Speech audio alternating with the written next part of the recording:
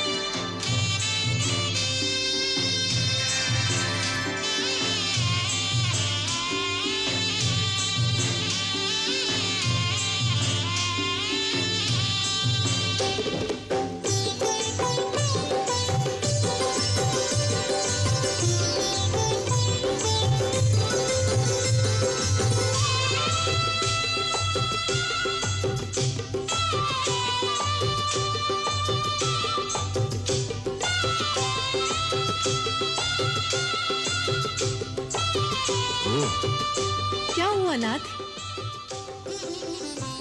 भक्तराज नारद बड़े दुखी दिख रहे हैं। क्यों? हम तक पहुंचने के लिए। तो उन्हें कौन रोक सकता है? उनका अहंकार, थोड़ा सा अहंकार लेकर चले थे। अपना रास्ता भटककर बार-बार उन्हीं लोकों में घूम रहे हैं।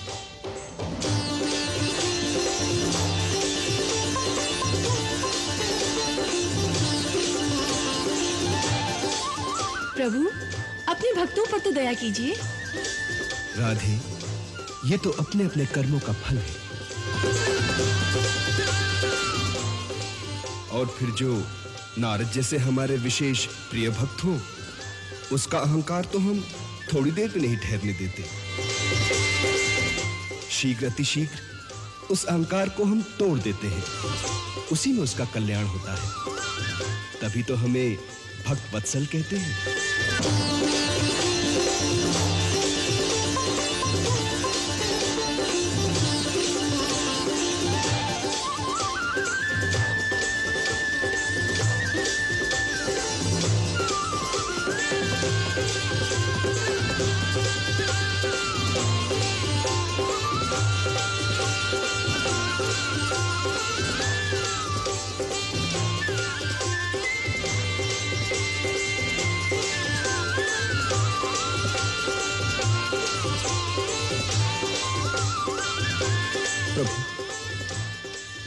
प्रभु, ये कैसी लीला है। चलते चलते थक गया हूं, फिर भी ऐसा लगता है कि बार बार उसी आकाश में घूम रहा हूं मैं।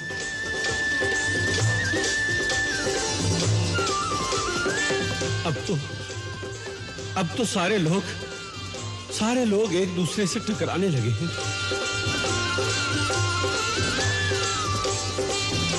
समझ गया, वास्तव में मैं अहंकार करके चला था। उसी का दंड दे रहे हो ना?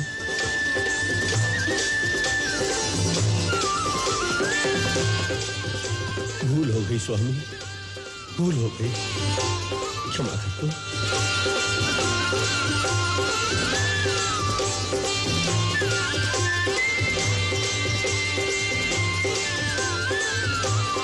क्षमा करके अपने श्री चरणों तक पहुंचने का मार्ग खोल दो।